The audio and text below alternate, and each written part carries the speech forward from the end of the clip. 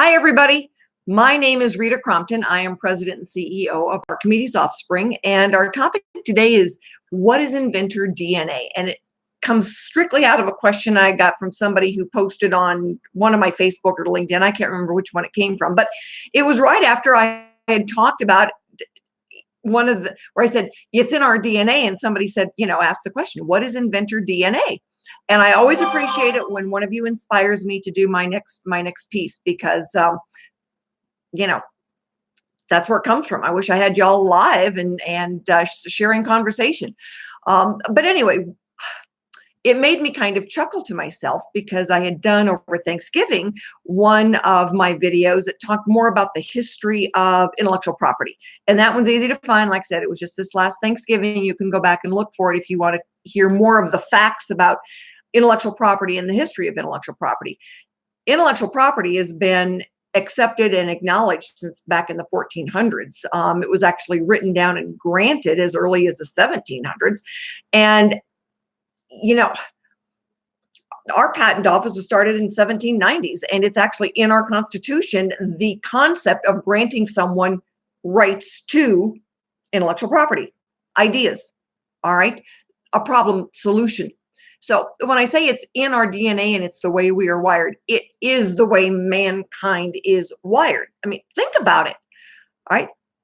From back in the day of the cavemen, when they came up with the spear and the wheel and figured out how to make fire to cook food, it is in our DNA. It is the way we are wired, more so than any other species. Also, though some of them are quite intelligent and solve their own problems, we actually have the ability to write it down and say, that is mine. But if you think about the way civilization worked and people solved problems, right? If they didn't, they died. You're on a ship and the mast breaks, you would better figure out real fast a way to get that sail up. When your wheel breaks and you've got to do a makeshift repair or you die. And, my relatives, we've got documentation of them walking across the United States on a wagon with a wagon train to get to California. They were problem solvers. We all are. We are all problem solvers. It's in our DNA. It's the way we are wired, all right, to run into a problem. You've got something quick that you need to fix, and you come up with a solution for it.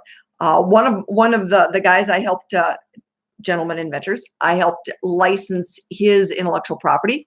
He was out in an RV with his grandkids and his wife in New Mexico when they got a flat tire. And I don't know how many of you have driven an RV, but they've got a specific tire that is unique to their RV.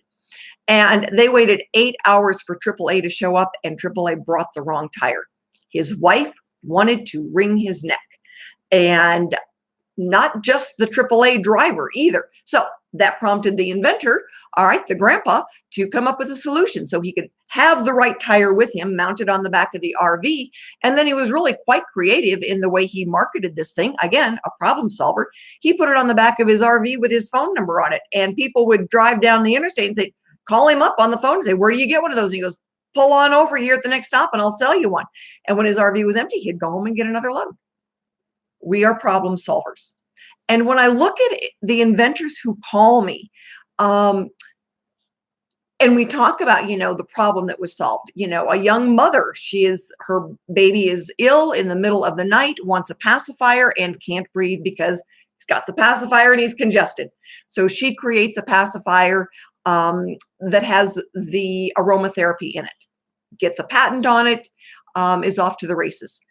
These are cool things, but a lot of the ideas that we have and the problem solving that we do is based on a current need right now.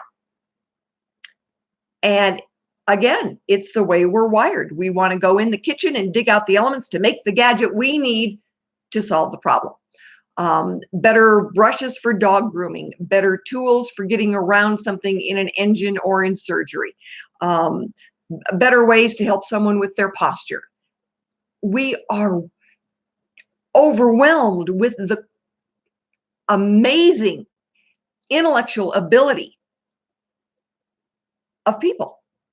It's what's created civilization, good times and bad times.